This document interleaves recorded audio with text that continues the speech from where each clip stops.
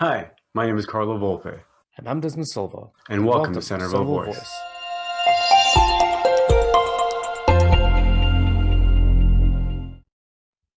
Hey, everybody, welcome to Centerville Voice. My name is Carlo Volpe, and my good friend Desmond. How are you, Des? Okay, about you, Carlo? I'm awesome, Des. Thanks so much. Folks, welcome back to Centerville Voice. Thanks for your likes, thanks for your shares, thanks for your reviews and your listens and your subscriptions. And even thanks for being notified or hitting that notification bell, rather, and be notified every time we have a new episode. So this is episode number 20. We're going to continue right on where we left off with the government, with the elections going on in Canada, right, Des?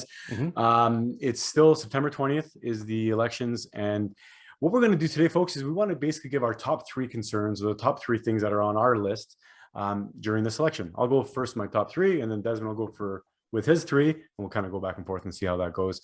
Sounds good, Des? Sounds good to me. Awesome. So, Des, my number one concern for this election is the economy. It's a close first and second, but my number one concern is the economy. My second concern is medical freedom, and I definitely want to get into that. And my third concern is the free speech and just free internet access and the regulations around the internet. Those are my three things. So if it's okay, I'll get into the first one.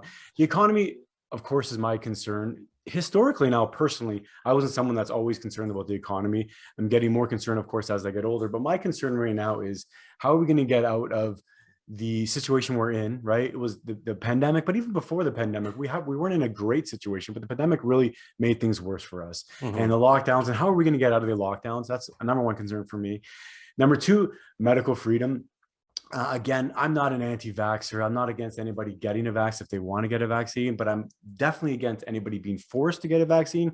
And also, even if you're not forced to get a vaccine, but if your life is made so terrible when you decide not to get it, and that's just the same as being forced or coercion, being coerced to do it if you can't work, if you can't go anywhere without getting the vaccine. That's a very big thing to me, not only because of this vaccine, because this vaccine, like I said, a lot of people have chosen to take it. For any medical freedom, this is why it's important to me, because in any other situation in life, we have the autonomy, we have the choice, we have the agency over ourselves to make many, many decisions, all of our medical decisions. Why this one is not one of them really bothers me.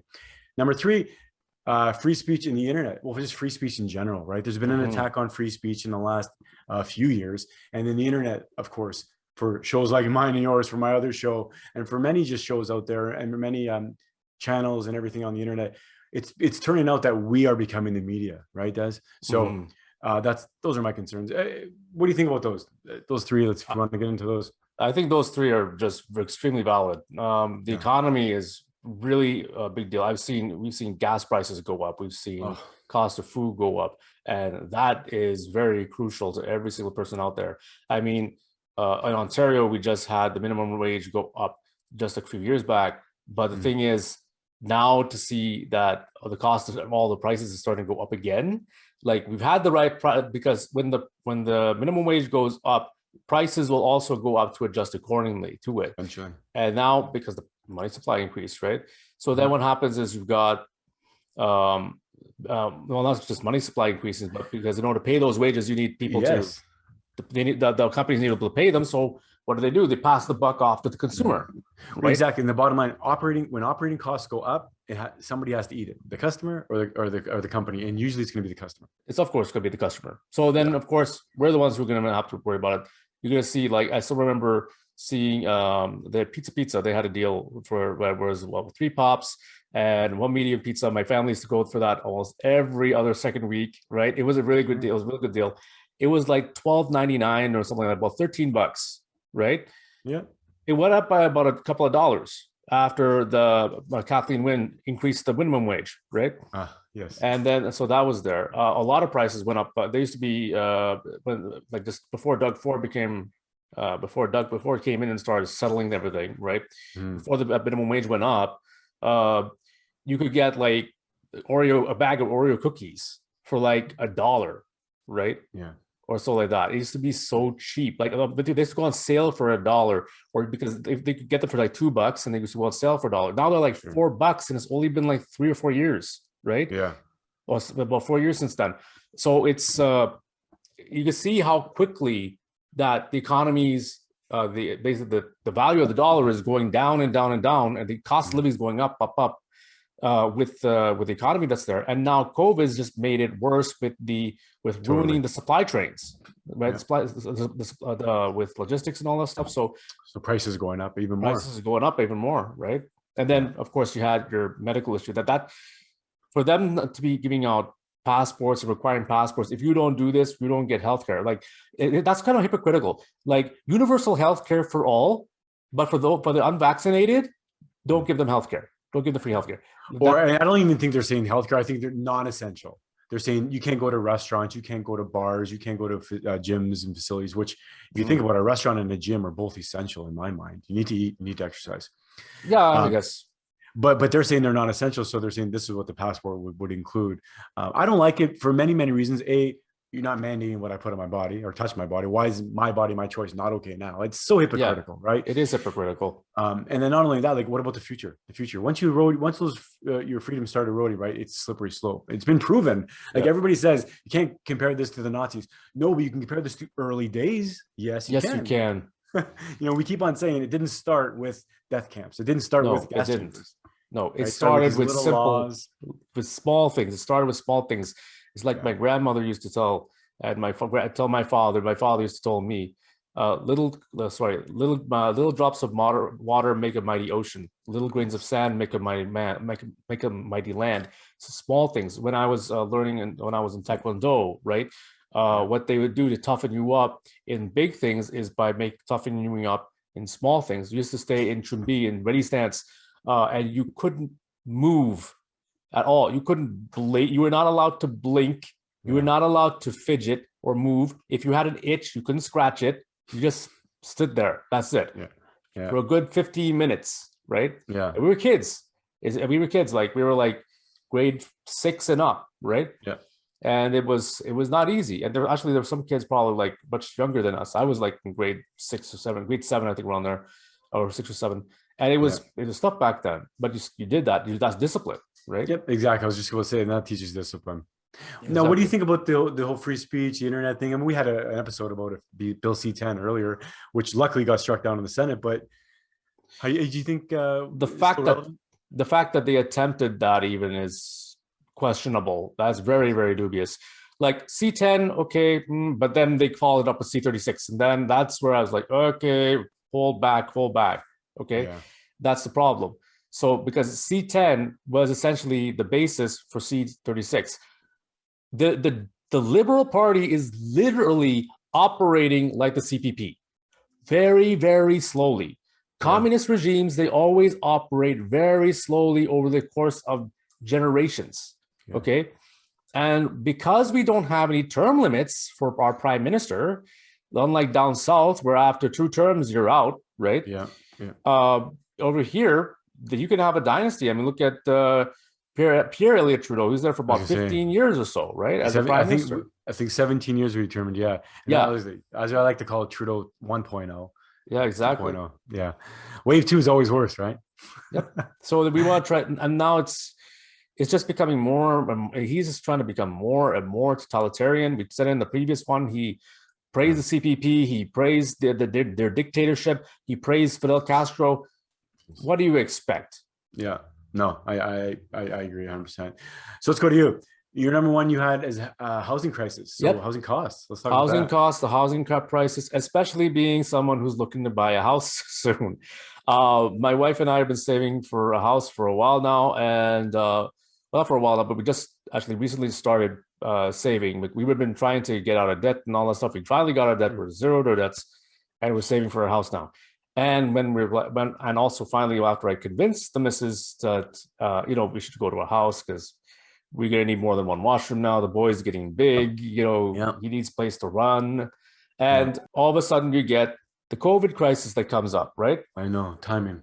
And we went from seeing when we were looking around, but we were just looking last year, right? But this year we started to be more serious about it, and we saw houses that were like $400,000, almost double in price. Yeah. It's like $800,000. And we're like, holy shoot, how are we supposed to afford this now? Right? How are we supposed to get a down payment? If we wanted 10% of that is like $80,000. Yeah. That's a lot. It's crazy. Yeah. Right. So that's my biggest thing. And Okay. that fits in with the economy because it's the supply chains that are causing that. Now we're looking at buying a brand new house because of the fact that you get a warranty with a brand new house, you get brand new appliances, everything's new. My dad, he had a brand new house back in the Sioux when he built it brand new. He never had to do any maintenance on that home, right? Nice. But you get all the older houses, you gotta start doing maintenance on those, right? Absolutely. Yeah. So that's there. Second one, I guess, would be integrity of the prime minister and the parties itself. We have had a prime minister who has showed multiple instances of conflict of interest, next to no integrity in anything that he did. Whenever they had question period, he would always he would pivot or he would completely ignore the question with absolute BS. The question is not if he is happy or satisfied or feeling good about meeting the ethics commissioner. Has the Prime Minister met with the ethics commissioner? And if so, how many times? Very, very simple. Honourable Prime Minister. Mr. Speaker, I am pleased to work with the ethics commissioner and conflict of interest commissioner to answer any questions she may have. That's what Canadians expect of the Prime Minister, and that's exactly what I'm doing. This Prime Minister said he would stand up every Wednesday and answer every question that's being asked of every member on this side of the House, and he fails to do it. He's been asked 5 times today, Mr. Speaker, about the Ethics Commissioner. For the sake of my colleagues, I'll ask it again. How many times? How many times? How many times? How many times? How many times? And how many times has he met with the Ethics Commissioner? Canadians expect clarity, they expect consistently, and when asked the same question, I will give the same answer. That's what Canadians expect. How many times has the Prime Minister communicated with the Ethics Commissioner? Answer the question. I will give the same answer. I'm happy to work with the Ethics Commissioner on any questions she may have. And one of the things that I like about Prime Minister's question period is I get to take questions from any MP across the way who has their questions, not just the party leaders. Welcome to Regina, Mr. Prime Minister. I would like to bring attention to comments you had made back in November when you had spoke about the gender and social impacts construction workers create in rural areas. Although not a construction worker, I myself am an oil field worker in addition to being a full-time university student and have spent my summers temporarily relocating to various rural areas in Alberta, Saskatchewan, and Manitoba to work on oil field related projects. During my time working in the oil field as a young female, I have come across some of the kindest and most respectful male co-workers and have created lasting friendships in the rural towns I had temporarily relocated to. I work very hard and have dedicated a lot of time in the oil field industry during my summer in order to keep up with increasing tuition costs. And I feel that you have painted myself, my co-workers, and friends in a negative light with your comment. My question for you, Mr. Prime Minister, is what exactly did you mean by gender impacts when you bring construction workers into a rural area? If you could, please provide a thorough explanation on your comment in addition to clarifying what exactly those social and gender impacts are. Thank you. Okay. Thank you for your question, and thank you for your hard work. Construction workers build this country every single day. The work you do and the work your colleagues do around this country, building our roads, building our bridges, building our homes, building our factories, building our country every day is an essential building block of the country and the future we're building. That's why we're investing historic amounts in infrastructure. That is why we know that investments in the work that construction workers do right across the country is essential for building the better future that we need. Thank you for your question. Next question. You, ma'am. Go ahead. Yes, your question right there. You know what? That's a fair point because it's known, right? It's generally known. If you ask anybody, politicians, they say people say politicians lie, they spin, and whatever. But I've never seen a politician deflect more and spin more, and just quite honestly, just not answer any questions or the majority of questions I've asked of him more than Trudeau. And like I said, I voted for Trudeau the first time, and I'm one of those people that regret voting for the first time. But anyway, he got in. But no, I'll let you continue, but you're right. Integrity, government integrity, but specifically at the prime minister's seat, right? He's supposed to be somebody that is supposed to be just governing, or, governing with integrity. That's it. Exactly. I mean, yeah, we're not looking. I don't want to conflate that with sometimes people saying I'm looking to the president or looking to the prime minister for all my moral compass. And no, that's not what I'm saying. But we expect the integrity of any public office, especially the highest. Because integrity leads to strength. If you don't have integrity as a leader, you don't have strength and trust. You lose the trust of the people. If you lose the trust, the thing is, the leadership of the prime minister is dependent on the people. Without the people, he has nothing. Right? He has no power. We're the ones who give him that authority. Yeah. He does not obtain that himself. He's just like everyone else otherwise. Well, and the truth of the matter is that he doesn't even have the power, right? We, the people, have the power. Yes. But we let them direct our power and exactly utilize our power and manipulate our power, for what we think is the greater good. That's what government is supposed to do. Exactly. But so when they obtain that power and they do it, and they don't answer where do they spend their money? How did they explain, their buddies and ethics and all these things? So integrity. Yeah, and just like you said with the Aga Khan, he is. I did as per I put the correction in on our previous video. The little note there. He has been convicted in the case with the Aga Khan. That was back in 2016, right? He was convicted of a conflict of interest and basically ethics issues, right? Was that the SNC? No, the Aga Khan. Oh, Aga Khan. Okay, sorry. Yeah, with that one. Take a look at the SNC, but SNC Lavalin was a whole other mess. That's a big mess, yeah. With the We Charity, he was not found. He was basically cleared, but it was his finance minister that was found guilty of conflict of interest on multiple cases. Okay. So I think what happened is that what happened to the finance minister? The finance minister took a hit. Is essentially what it was. Are they still working now? I had to double check on that, but the thing is, if I remember correctly, it didn't go very well for him. Okay. So for the finance minister, but yeah, there were a lot of caricatures and memes about Trudeau getting rid of the finance minister and then later on bringing him back. Well, right? Isn't the new deputy prime minister? Isn't she the finance minister? I'm talking about the guy that was there. That's what I'm saying. So he was replaced. It was Morneau or something like that. Okay. I did double check because of an M, his last name. But so yeah, I think he was replaced by her. Yeah. Yeah. So yeah, he got the boot. So that's the thing. So that's their integrity. The third one would of course be just in line with you with the whole free speech thing and all that stuff with the ethics and all.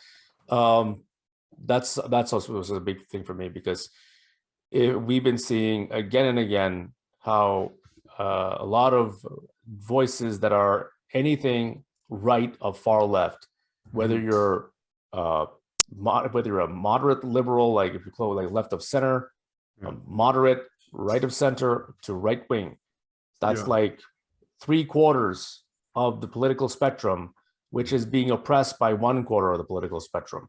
Yeah, exactly. And that's the upside downness of all of this is that, wait a second, this crazy minority, it's really a tiny minority, right? Not to say that minorities are bad. I mean, you talk every day about how minorities are whatever. Yeah. But in this sense, there's such a small minority of people that are making such a loud voice that have influenced the media, mainstream media, and then influenced the government so strongly that it could only, it's something fishy. You know what I mean? Yep. It's like an ideological minority, right? Yeah. So it's a different. Yeah. But they're taking over and they have the power, right? But there's a big percentage of people that just follow the government because it's their good nature to follow the government. That's another thing, we don't really talk on is that people, if I say, oh, these people are sheep or this person's lost or what are you doing? You're blindly leading. I'm not saying that people are trying to be sheep. And I'm not saying that people know that they're being blind. I think that people and it's our nature to lead because we have good nature, right? We want to trust. Follow. Yeah. We want to follow and we want to trust.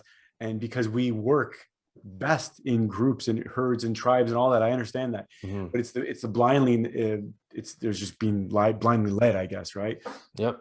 And it's when people feel, when they feel like they've uncovered a little bit of truth, that they have been lied to, and they get disenfranchised. And that's when they, you know, they just get away from it. But I don't know. One of the things I wanted to ask you was, do you see any parties so far in the election addressing these issues that you want or of concern?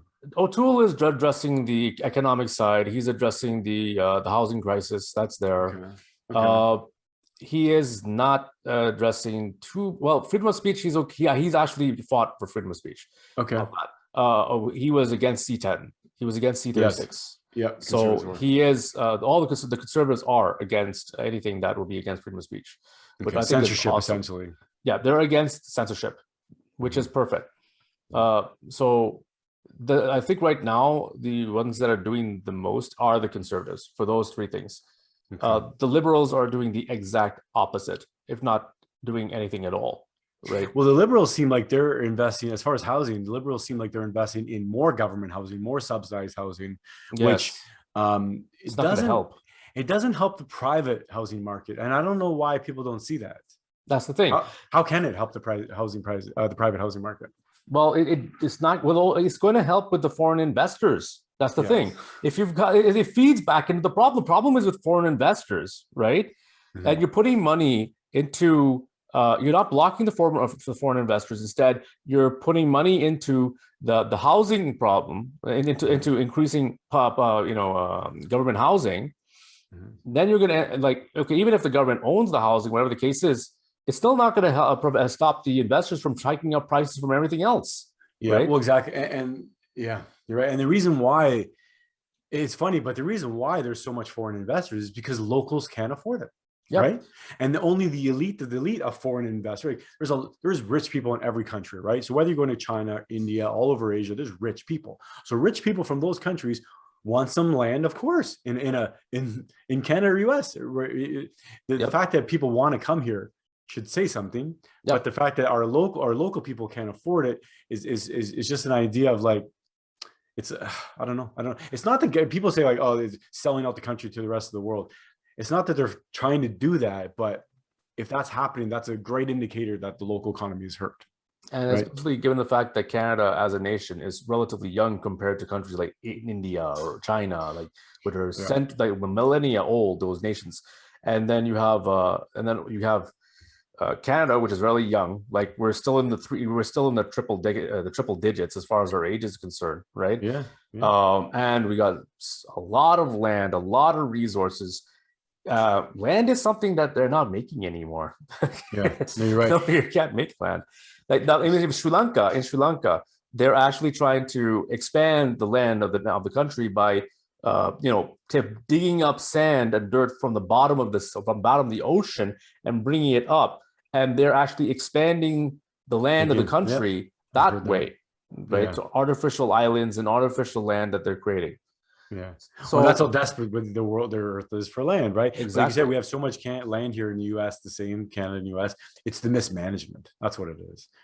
It's letting the other thing too about the foreign investors that the liberals typically do promote foreign investors, right? They promote this globalism, this idea of a world trade. Not only world trade, like years ago, world trade seemed like the thing to be nice with your global neighbors. Now we're so entwined that. Like we're so connected that it seems like the liberal idea to cut off to the rest of the world would be, the end of the world. But it seems like for a lot of the conservatives, that's actually a solution. It is a solution. More sustainable, more self-sustainable. The idea of being built in Canada, the idea of being built in the United States. I never realized that when I was younger, how valuable that is. But realize now of course, it gives your people jobs. Yeah.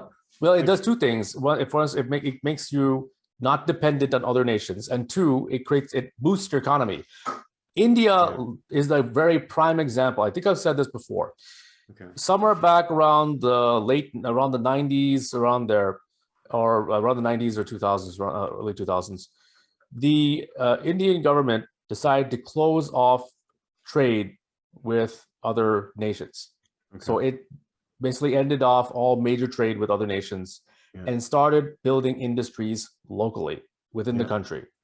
Yeah. The country became, by doing that, the country became very, very prosperous at a lot of stuff. Now, there's still a lot of disparity, right? There's still a lot of Sure. disparity that's there, But right? they've come a long way. But they've come a long way compared to what it was back in the 70s, right? Yeah. In the 70s, India was put to crap because it was left behind by the British.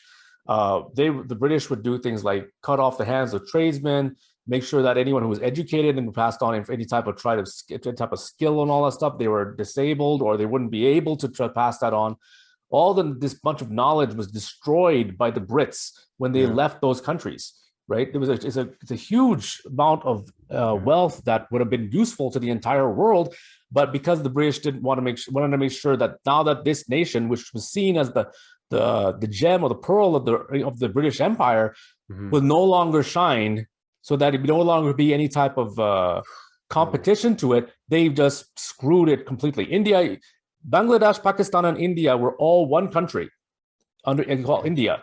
And the British, they split it up into Pakistan and India. And then Pakistan had an issue due to religion. And then Pakistan split up into Bangladesh and Pakistan, right?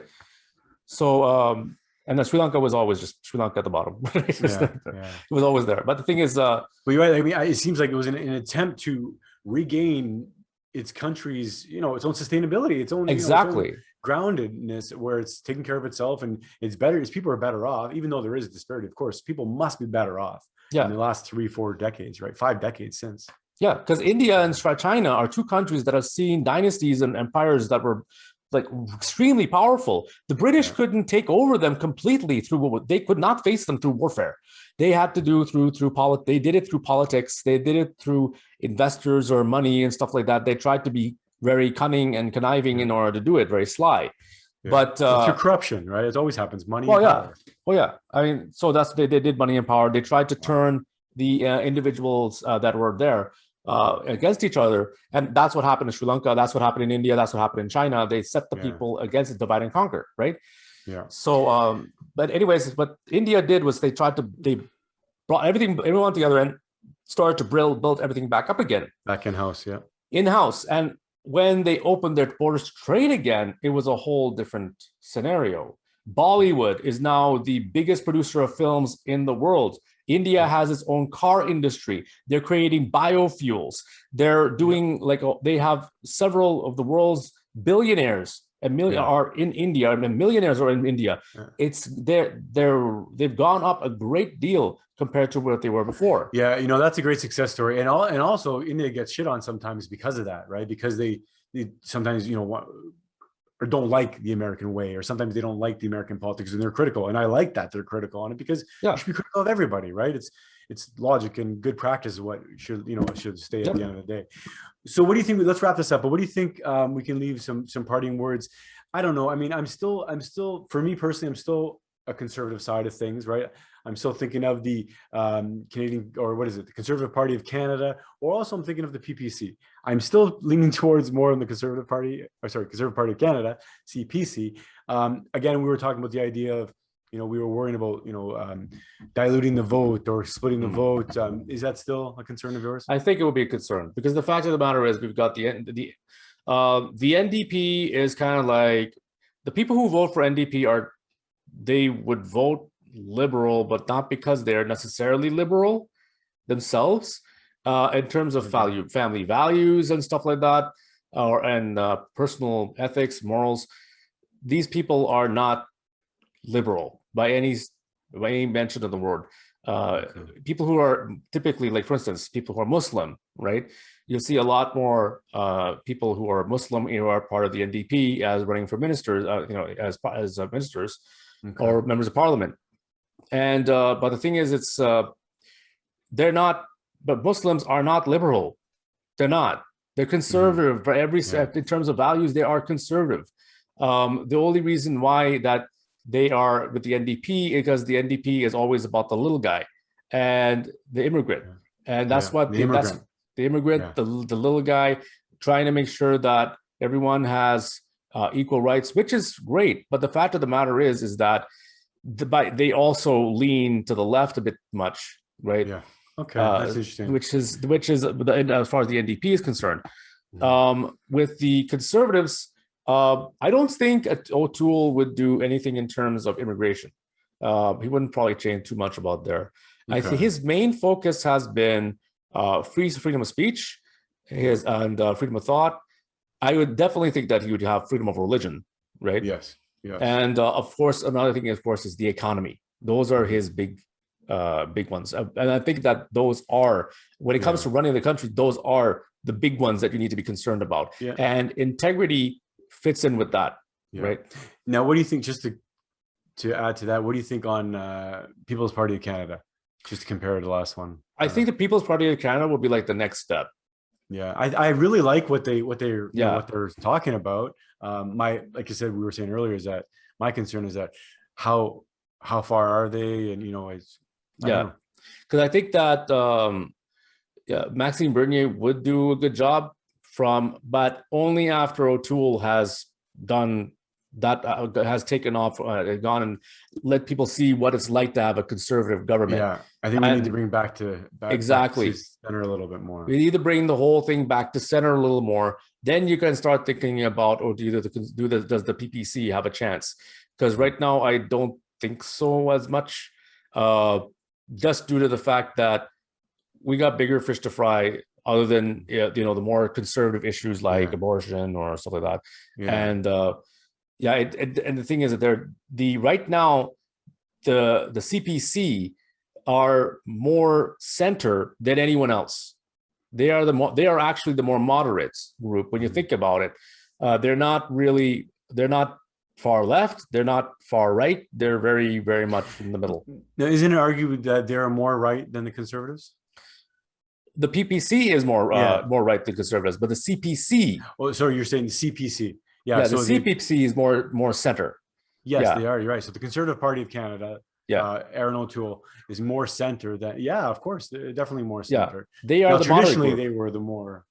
Traditionally, they were the more, the more conservatives, but now the People's Party of Canada seem to have taken a little bit more conservative step. Yes, the People's Party of Canada is more conservative, but they're speaking to people. Yeah, they are. And the thing is, I think that Maxime Bernier is a good, strong leader. He's a good, strong leader. O'Toole is strong, but more tempered, and kind of like he's balanced in a way. He's kind of balanced. Seems reasonable. He's reasonable. I would say he's reasonable. I don't think that. So that's one thing about O'Toole. He's reasonable. So even if he does lean a little bit more left of what I would be, I definitely say that I'd rather vote for him than I would for Trudeau, Singh, or Paul, right? Yes, absolutely. Definitely not for the Bloc, right? Yeah, for sure. Yeah. Awesome, man. Well, listen, let's wrap it up. Nice and short one today.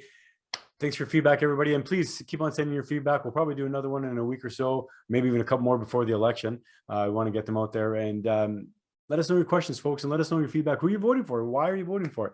It's funny, a lot of people like to keep it a private thing, but if everybody kept it private, how are you ever going to know what your neighbor thinks about, or what exactly common ground is? So you should be afraid about that. Yeah, it's good to talk about it, right?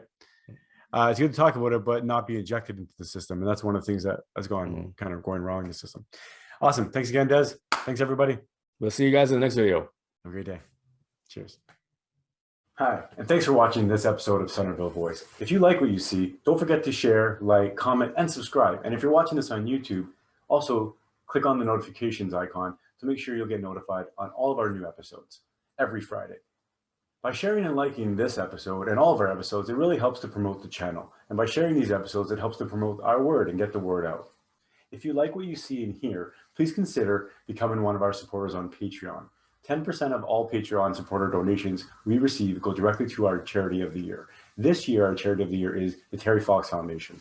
You can visit us at centervillevoice.com to learn more and engage with us on one of our social media platforms. Thanks for your support, and we'll see you again in the next episode. Peace.